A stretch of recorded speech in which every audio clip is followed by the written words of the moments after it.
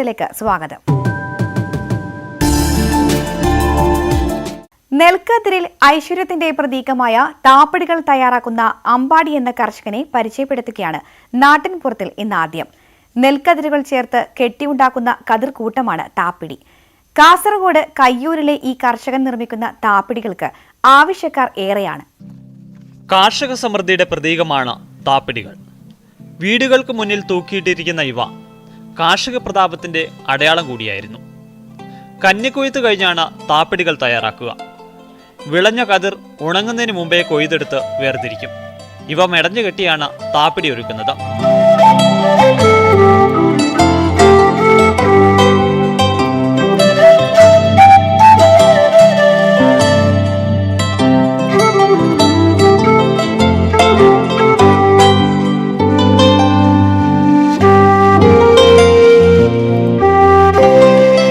കർഷക കുടുംബങ്ങളിലെല്ലാം പണ്ട് കാലത്ത് തുലാമാസം തൊട്ട് ഇവ തൂക്കിയിടാറുണ്ട്.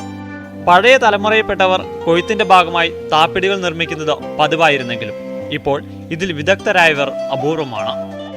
കതിർക്കറ്റകൾ നൽകിയാൽ ആവശ്യക്കാർക്ക് താപ്പിടി നിർമ്മിച്ചു നൽകാൻ കർഷകർ സദാ സന്നദ്ധരാണ്. ആരും കൊണ്ടുവന്നാൽ കെട്ടിക്കൊടുക്കും. പിന്നെ കറ്റ കിട്ടാനുമില്ല, അതുകൊണ്ട് ആവശ്യക്കാർ ഒരുപാടുണ്ട്. എപ്പോഴും വിളിച്ചുകൊണ്ടിരിക്കുന്നുണ്ട്.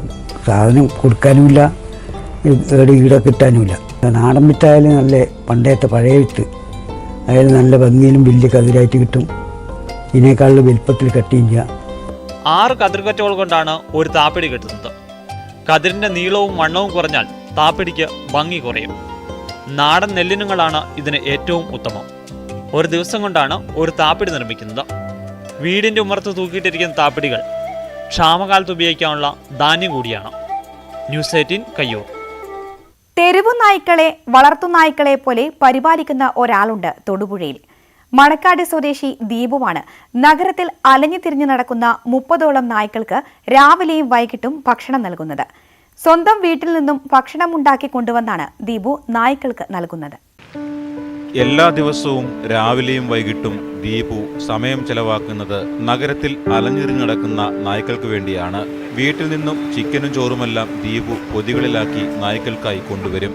ദിവസവും ദീപു സമയക്രമം പാലിക്കുന്നതിനാൽ കൃത്യസമയത്ത് തന്നെ നായ്ക്കളും ദീപുവിനെ കാത്ത് നിൽക്കുന്നുണ്ടാവും. ദീപുവിന്റെ വാഹനം കാണുമ്പോൾ തന്നെ ഇവ വാഹനത്തിന്റെ പുറകെ ഓടും.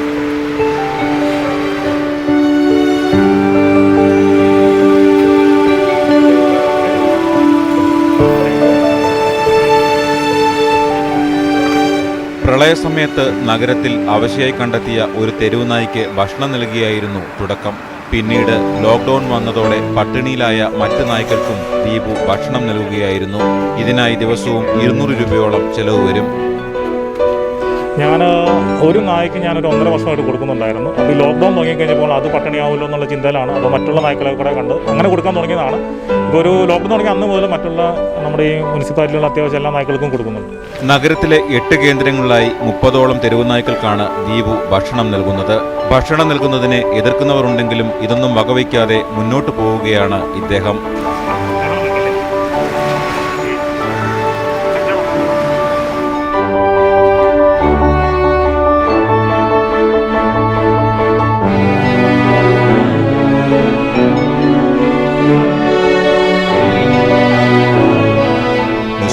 തൊടുപുഴ. എഴുത്തും വായനയും അറിയാത്ത കല്യാണി അമ്മയ്ക്ക് വടക്കൻ പാട്ടിലെ 5000-ലേറെ പാട്ടുകൾ ഹൃദ്യസ്ഥമാണ്. ഫോക്ലോർ അക്കാദമിയുടെ ഗുരുപൂജ പുരസ്കാരം നേടിയ കല്യാണി അമ്മയ്ക്ക് ഇത് പുസ്തക രൂപത്തിലാക്കി തലമുറകൾക്ക് കൈമാറണമെന്നാണ് ആഗ്രഹം. കോമൽ വാരയാൽ കുഞ്ഞിക്കുങ്കേ ലോമന വാരയാൽ കുഞ്ഞിക്കുങ്കേ പുത്തന്നേക്ക് കൂളിക്കുന്നല്ലോ പുത്തന്നേക്ക് കൂളിച്ചോണ്ടേരെ ലോമന വാരയാൽ പെറ്റോരമ്മാലമ്മേന്നും തന്നെ പറയുന്നല്ലോ. ഒരാഴ്ചക്കാലം പാടിയാലും തീരാത്തത്ര പാട്ടുകളുണ്ട് 78-കാരിയായ കല്യാണിയമ്മയുടെ ഹൃദയത്തിൽ. കേട്ടുപഴകിയ തച്ചോളിപ്പുത്തൂരൻ പാട്ടുകൾക്കപ്പുറമുള്ള കഥകളാണ് കല്യാണിയമ്മയുടെ ശബ്ദത്തിലൂടെ അറിയുന്നത്. വയലിൽ ജോലി ചെയ്യുമ്പോഴും പായമടയുമ്പോഴും കേട്ടുപഠിച്ചതാണ് ഈ വരികൾ. കടത്തനാട്ടിലെ 3 നൂറ്റാണ്ട് മുൻപുള്ള വീരന്മാരുടെ കഥകളാണ് കല്യാണിയമ്മ പാടുന്നത്. നാട്ടിലെ സ്ത്രീകളെ കൂട്ടി പാട്ടുകൾ അവതരിപ്പിക്കാറുണ്ട് കല്യാണിയമ്മ. ഫോക്ലോർ അക്കാദമി അംഗീകാരം കിട്ടിയതിൽ സന്തോഷമുണ്ടെന്ന് കല്യാണിയമ്മ പറഞ്ഞു.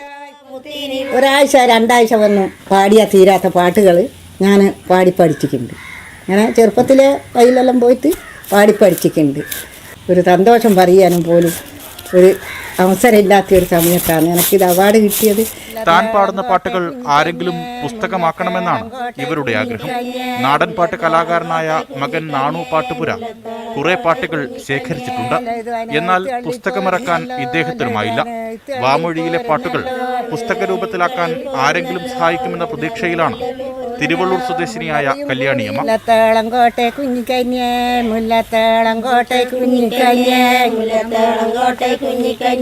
ന്യൂസ് 18 വടകര. ഇടുക്കി തൂവൽ വെള്ളച്ചാട്ടം കാണാൻ സഞ്ചാരികളുടെ തിരക്ക്. എന്നാൽ മതിയായ സുരക്ഷ ഇല്ലാത്തത് അപകട സാധ്യത വർദ്ധിപ്പിക്കുന്നു. വഴുക്കലുള്ള പാറക്കെട്ടുകളും അപകട കുഴികളും നിറഞ്ഞ ഇവിടെ 6 പേരാണ് ഇതിനോടകം അപകടത്തിൽപ്പെട്ട് മരിച്ചിട്ടുള്ളത്.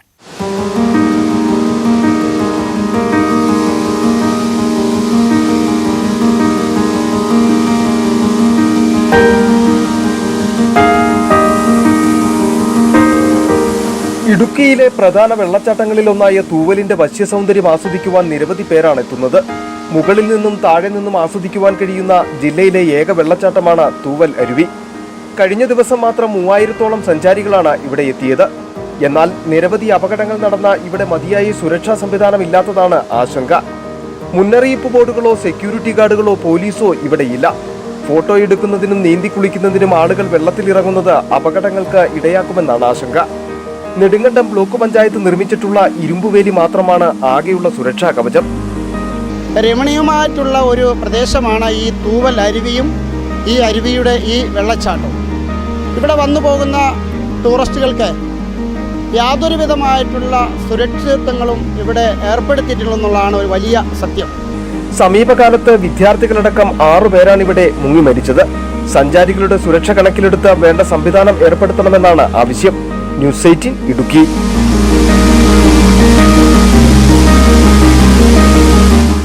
വ്യത്യസ്തതകൾ കൊണ്ട് ശ്രദ്ധ നേടുകയാണ് കൊച്ചിയിലെ ഒരു ബസ് കാത്തിരിപ്പ് കേന്ദ്രം. ഉപയോഗശൂന്യമായ സൈക്കിൾ ഭാഗങ്ങൾ ഉപയോഗപ്പെടുത്തിയാണ് ഇത് നിർമ്മിച്ചിരിക്കുന്നത്.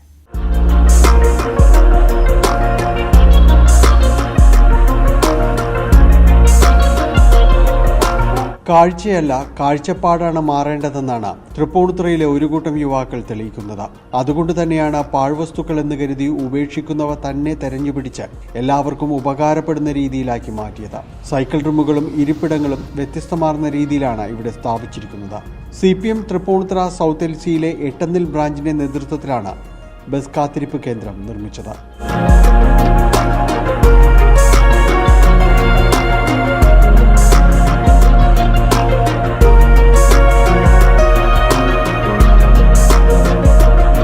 സൈക്കിളുമായി ബന്ധപ്പെട്ട് സൈക്കിൾ തീം വെച്ചുകൊണ്ട് സൈക്കിളിൻ്റെ റിമ്മ്, സൈക്കിളിൻ്റെ പാർട്സുകൾ അങ്ങനെ ചെയ്യാമെന്ന് തീരുമാനിച്ചത്. അതിൻ്റെ ഭാഗമാണ് ഇത് വരുന്നത്. സൈക്കിൾ എന്ന് പറയുന്ന ഒരു ചക്രമാണ്. ചക്രം പുരോഗതിയുടെ ഒരു അടയാളമാണ്. അതൊക്കെയാണ് ഞങ്ങൾ മനസ്സിൽ കണ്ടത്. സാനിറ്റൈസറും അലങ്കാര ചെടികളുമെല്ലാം കാത്തിരിപ്പ് കേന്ദ്രത്തെ പുതിയ അനുഭവമാക്കുന്നു. ഇതൊരു നല്ലൊരു ഫീലിംഗ് തോന്നുന്നുണ്ട്. കാരണം വെച്ചാൽ വെറൈറ്റി ആയിട്ടുള്ള ഒരു ബസ് സ്റ്റോപ്പ്.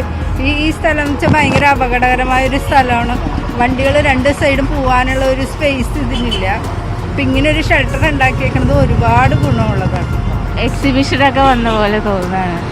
ഇത് ചെയ്തവരാരാണെങ്കിലും എന്താ പറയുക പറയാണ്. 1 മാസത്തെ പ്രയത്നമാണ് ഇപ്പോൾ പൂർത്തിയാകുന്നത്. 40,000 രൂപയാണ് ഇതിന്റെ ചെലവ്. പാഴ്വസ്തുക്കൾ എന്ന് കരുതി വലിച്ചെറിയുന്ന സാധനങ്ങൾ ശേഖരിച്ചു വെച്ചുകൊണ്ടാണ് കമനീയമായ രീതിയിൽ ഈ കാത്തിരിപ്പ് കേന്ദ്രം നിർമ്മിച്ചിരിക്കുന്നത്. ഇതിനൊരു തുടർച്ചയുണ്ടാകുകയാണെങ്കിൽ നമ്മുടെ നാട്ടിൽ പലയിടത്തും ഇതുപോലുള്ള സുന്ദര കാഴ്ചകളുണ്ടാകും. കൊച്ചിയിൽ നിന്ന് ക്യാമറമാൻ ഷിജോയം ജെയിംസിനൊപ്പം ഡാനി പോൾ, ന്യൂസ് 18. ലോക വിനോദസഞ്ചാര ഭൂപടത്തിൽ സ്ഥാനം പിടിച്ചേക്കാവുന്ന ഇടമാണ് കൊല്ലത്തെ മൺട്രോ തുരുത്ത്. പുതിയ പദ്ധതികൾ നടപ്പാക്കി തുരുത്തിലേക്ക് സഞ്ചാരികളെ വരവേൽക്കാനുള്ള ഒരുക്കത്തിലാണ് അധികൃതർ. സഞ്ചാരികൾ വീണ്ടും എത്തി തുടങ്ങുമ്പോൾ വിനോദസഞ്ചാര രംഗത്ത് പുതിയൊരു ചുവട് വയ്ക്കുകയാണ് മൺട്രോ തുരുത്ത്. കണ്ടൽ വനങ്ങൾക്കിടയിലൂടെ പുതിയൊരു ജലപാത കൂടി ഒരുങ്ങുന്നു. മൺട്രോ ഡ്രൈവിൽ ഒരേ സമയം 5 ബോട്ടുകൾ കടക്കാവുന്ന ടെർമിനൽ, അരിനെല്ലൂർ പെരിങ്ങോലം കടവുകളുടെ സൗന്ദര്യവൽക്കരണം, പെട്ടെന്ന് വളർന്ന ഒരു ടൂറിസം സെൻ്ററാണ്. ഒരുപാട് ബുദ്ധിമുട്ടുകൾ ഈ ഭാഗത്തുണ്ട്. മാത്രമല്ല ഒരുപാട് അൺടാപ്പഡ് ആയിട്ടുള്ള ടൂറിസം സ്പോട്ടുകൾ മൺട്രോത്തുരുത്തിൽ തന്നെ ഇനിയുമുണ്ട്. അപ്പോൾ ഇവയെല്ലാം വികസിപ്പിക്കുക, അങ്ങനെ സമഗ്ര ടൂറിസം വികസനത്തിലൂടെ കേരളത്തിന് തന്നെ മുതൽക്കൂട്ടാകാൻ കഴിയുന്ന ഒരു പ്രദേശമാണ് മൺട്രോത്തുരുത്ത്. അപ്പോൾ ആ ടൂറിസം വികസനത്തിന് വേണ്ടിയാണ് ഇവിടെ ശ്രമം നടക്കുന്നത്. 150 നാടൻ വള്ളങ്ങളും 15 ശിക്കാര ബോട്ടുകളും ഇവിടെയുണ്ട്. 4 റിസോർട്ടുകളും 35 ഹോം സ്റ്റേകളും കായൽ വിഭവങ്ങളുടെ രുചിയും തുരുത്തിനെ കൂടുതൽ പ്രിയപ്പെട്ടതാക്കുന്നു. ന്യൂസ് 18 കൊല്ലം.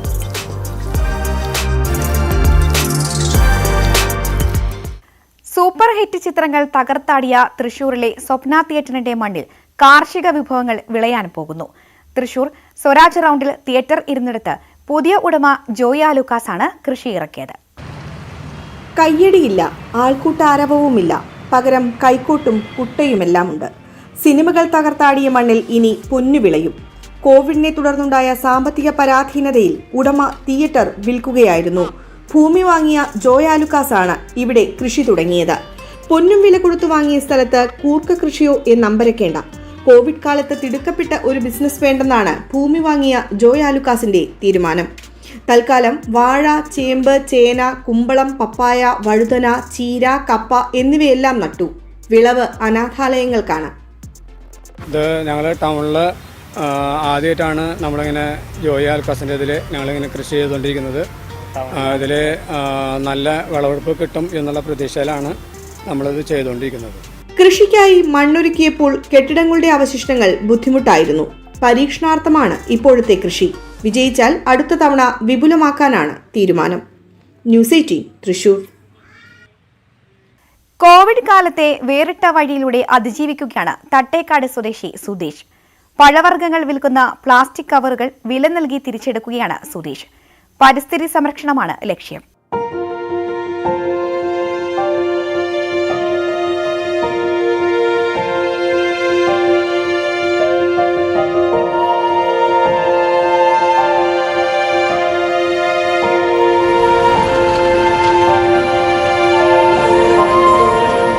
തട്ടേക്കാട് പക്ഷി സങ്കേതത്തിൽ കഴിഞ്ഞ 24 വർഷമായി ഗൈഡാണ് സുധീഷ്.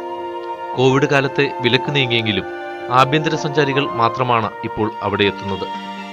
ജീവിതം മുന്നോട്ടു പോകാൻ വഴിയില്ലാത്ത സാഹചര്യത്തിൽ പക്ഷി സങ്കേതത്തിന് മുന്നിൽ ഒരു പഴക്കച്ചവടം തുടങ്ങുകയായിരുന്നു സുധീഷ് ചെയ്തത്.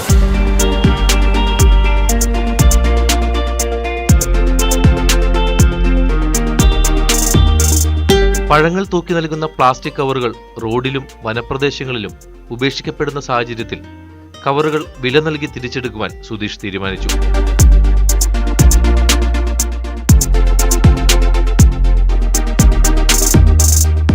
ഓരോ കവറിനും 2 രൂപ വീതം നൽകുമെന്ന് ബോർഡ് സ്ഥാപിച്ചതോടെ മികച്ച പ്രതികരണമാണ് ലഭിച്ചത്. കാട്ടിലും തെരുവോരങ്ങളിലും ഉപേക്ഷിക്കപ്പെട്ട പ്ലാസ്റ്റിക് മാലിന്യങ്ങൾ ഭക്ഷിച്ച് മൃഗങ്ങൾ ചത്തൊടുങ്ങുന്നതുകൊണ്ടാണ് ഇങ്ങനെയൊരു തീരുമാനത്തിലെത്താൻ കാരണമായതെന്ന് സുധീഷ് പറഞ്ഞു.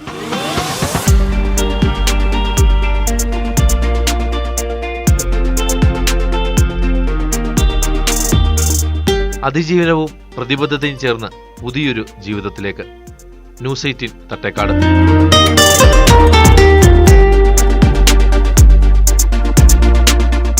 നാട്ടിൻപുറത്തിൽ ഇനിയൊരു ഇടവേള.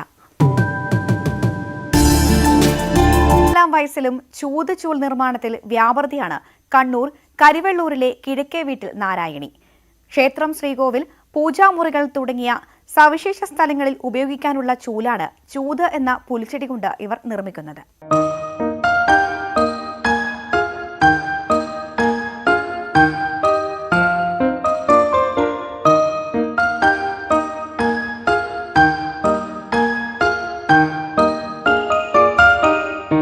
പതിനഞ്ചാം വയസ്സ് മുതൽ ആരംഭിച്ച ചൂൽ നിർമ്മാണമാണ് ഈ പ്രായത്തിലും കരിവെള്ളൂർ കുണിയനിലെ നാരായണി തുടർന്നു പോരുന്നത്.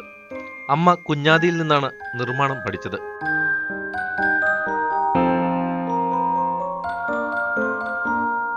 മകൾ ലീലയാണ് ചൂത് വയലുകളിൽ നിന്നും ശേഖരിച്ച് ചൂല് കെട്ടാനായി ഒരുക്കുന്നത്. വീടുകളിലും തറവാടുകളിലും ക്ഷേത്രങ്ങളിലുമെല്ലാം ചൂൽ ഇപ്പോഴും ധാരാളമായി ഉപയോഗിക്കുന്നുണ്ട്. അതുകൊണ്ട് തന്നെ ആവശ്യക്കാരുമുണ്ട്. കൊറോണ ആയതിനു ശേഷം അവർ 2 പ്രാവശ്യമായി വണ്ടിയാക്കിയിട്ട് വന്നിട്ട് പിന്നെ കൊണ്ടുപോകുന്നു. ഇപ്പം അവരാവശ്യമാകുമ്പോൾ അവർ വിളിക്കും.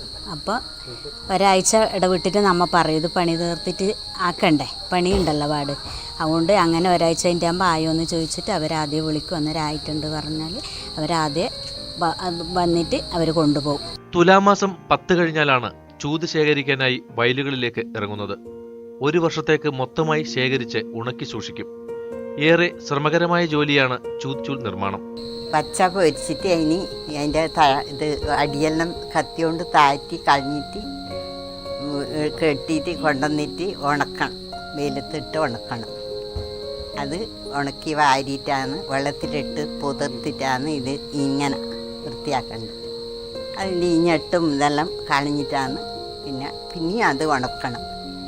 അങ്ങനെയാണ് ഇത് പണിയാക്കേണ്ടത്. വയലുകളിൽ നിന്ന് പ്രായമായ 1 അടിയോളം വലിപ്പമുള്ള ചൂതുകൾ പറിച്ചെടുത്ത് ഉണക്കിയതിനു ശേഷം 4 ദിവസം വെള്ളത്തിൽ കുതിർക്കും. പിന്നീട് ഞെട്ടും പോളയും കളഞ്ഞ് വീണ്ടും ഉണക്കും. ഉണങ്ങിയ ചൂതുകൾ കയറുകൊണ്ട് മെടഞ്ഞാണ് ചൂല് കെട്ടുന്നത്. 200 രൂപയാണ് ഒരു ചൂലിന്റെ വില. ഏറെ ഭംഗിയുള്ളതും വർഷങ്ങളോളം ഈട് നിൽക്കുന്നവയും ആണിവ.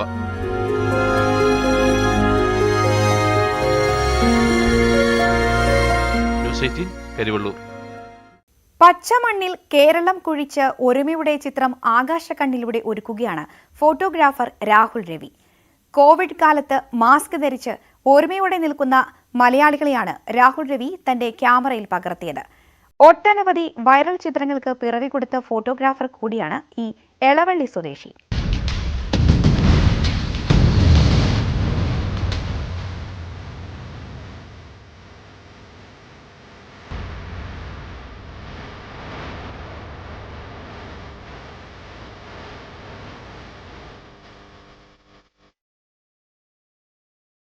മണ്ണിൽ കുഴിയെടുത്ത് കേരളം തീർത്തു രാഹുൽ രവി.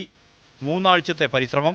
തൃശൂർ എളവള്ളി പറക്കാടുള്ള മൈതാനത്ത് കൂട്ടുകാരുമൊത്തു ചേർന്ന് കേരളത്തിന്റെ ഭൂപടം മണ്ണിൽ കുഴിച്ചൊരുക്കി. മഹാമാരിക്കാലത്തെ ഒരുമയുടെ ചിത്രം പിറന്നത് ഈ വിധം.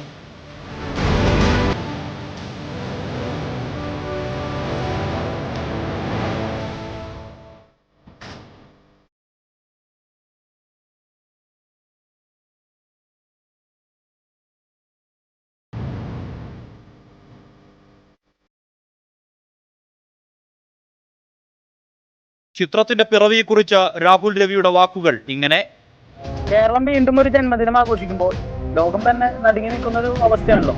അപ്പോൾ ആ ഒരു കേരളത്തിന്റെ ചെറിയൊരു അവസ്ഥയാണ് പ്രതീക്ഷയോടെ നിൽക്കുന്ന ഒരു ജനവിഭാഗത്തെ ഒരു ടാബ്ലോ സെറ്റപ്പിലാണ് നമ്മൾ ഈ ഒരു വർക്ക് കാണിക്കുന്നത്. അടുത്ത കാലത്ത് സമൂഹ മാധ്യമങ്ങളിലൂടെ വൈറലായ നിരവധി ഫോട്ടോകളുടെ പിറവി രാഹുൽ രവിയിലൂടെയായിരുന്നു. ഈ ഫോട്ടോകൾക്ക് പിന്നിൽ ഏറെ പരിശ്രമത്തിന്റെ കഥകളുണ്ട്.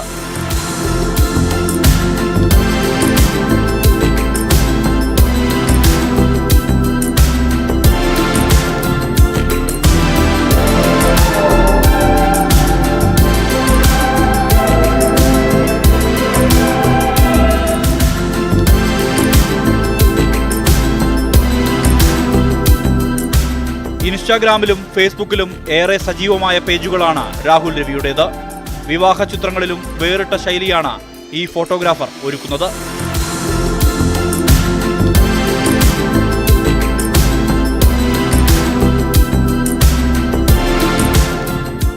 News desk, news 18. കേരളത്തെ സംബന്ധിച്ച് ഇതുവരെ ഇറങ്ങിയ മുഴുവൻ സ്റ്റാമ്പുകളുടെയും ശേഖരവുമായി ഒരു അധ്യാപകൻ. കുറ്റ്യാടി സ്വദേശി CV കുഞ്ഞബ്ദുള്ളയാണ് മലയാളികളെയും കേരളത്തെയും കുറിച്ചുള്ള സ്റ്റാമ്പുകളെല്ലാം ശേഖരിച്ച് പ്രദർശിപ്പിക്കുന്നത്.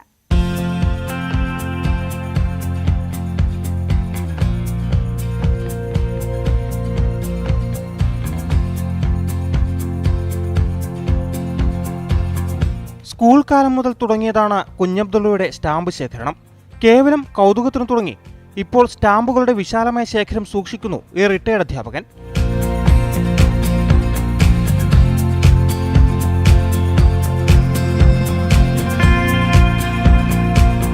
ഇന്ത്യൻ തപാൽ വകുപ്പ് പുറത്തിറക്കിയ 90% സ്റ്റാമ്പുകളും ഇദ്ദേഹത്തിന്റെ കൈവശമുണ്ട്. കൂടാതെ ആയിരക്കണക്കിന് വിദേശ സ്റ്റാമ്പുകളും.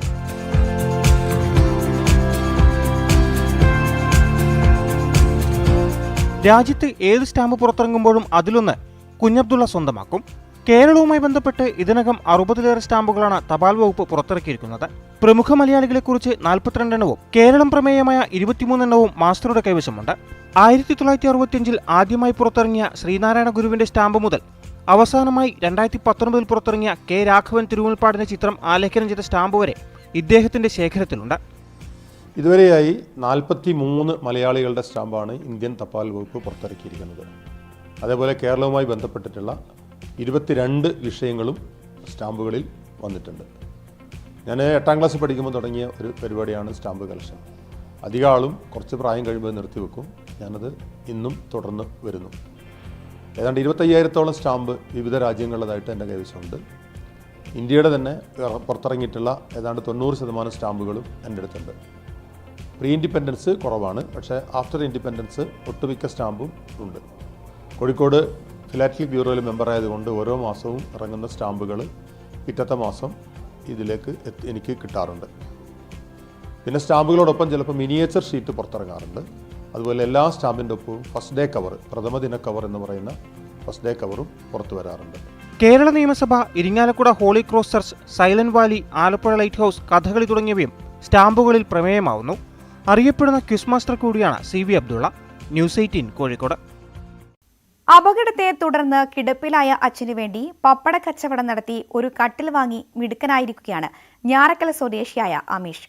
കുടുംബത്തിന്റെ സാമ്പത്തിക പ്രതിസന്ധിയെ തുടർന്നാണ് ഈ 6ാം ക്ലാസ്സുകാരൻ പപ്പട കച്ചവടത്തിന് ഇറങ്ങിയത്.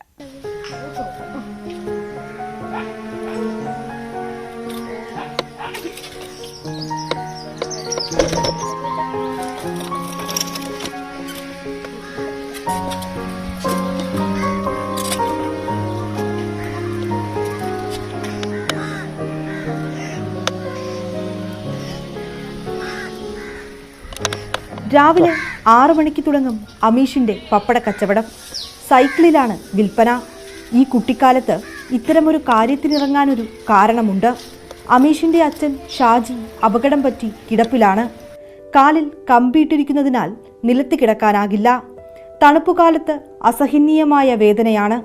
അച്ഛൻ കിടപ്പിലായതോടെ കുടുംബത്തിന്റെ പൂർണ്ണ ഉത്തരവാദിത്തം അമ്മയ്ക്കായി. ദൈനംദിന ചെലവിനും മരുന്നിനും ബുദ്ധിമുട്ടുന്നതിനിടെ കട്ടിൽ വാങ്ങുക എന്നത് പ്രതിസന്ധിയായി. ഇതോടെയാണ് സഹോദരി അഭിരാമിയുടെ പിന്തുണയോടെ അമേഷ് പപ്പട കച്ചവടത്തിനിറങ്ങിയത്. കച്ചവടം നടത്തി കൂട്ടിവച്ച തുകയും ചിലരുടെ സഹായവുമൊക്കെയായി അച്ഛനൊരു കട്ടിൽ വാങ്ങി ഈ കൊച്ചുമിടുക്കൻ.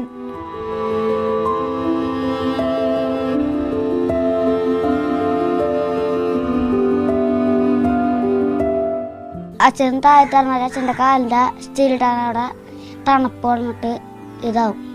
പിന്നെ അവിടെ സ്ക്രൂ ഇളകി കിടക്കണേ.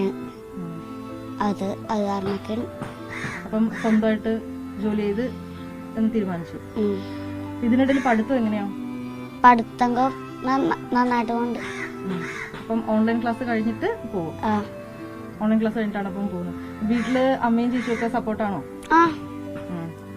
എന്താ ഇനി മോന്റെ ആഗ്രഹം എന്താ? ഇപ്പൊ കട്ടില് വാങ്ങിയോ? കട്ടില് വാങ്ങി 2 എണ്ണം കിട്ടി.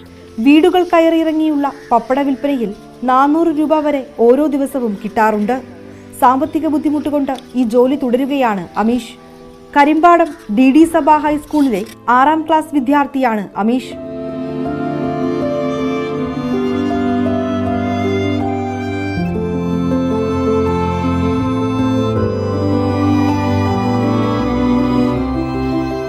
ഞാൻ പോണത് 6 മണിക്ക് ഞാൻ പോകും വീട്ടിലേക്ക്. ഞാൻ പോയ പുറകെ ഇവനും പോകും എന്ന് പറയുന്നു. അത് കഴിഞ്ഞതിന് ശേഷം ഞാൻ അറിയുന്നത് ഞാൻ പോയതിനു ശേഷം പോണേന്ന്. അപ്പം ജോലി ചെയ്ത് കുറെ കഴിഞ്ഞിട്ടാണ് നമ്മൾ അറിയുന്നത്. അങ്ങനെയാണ് അറിഞ്ഞത്.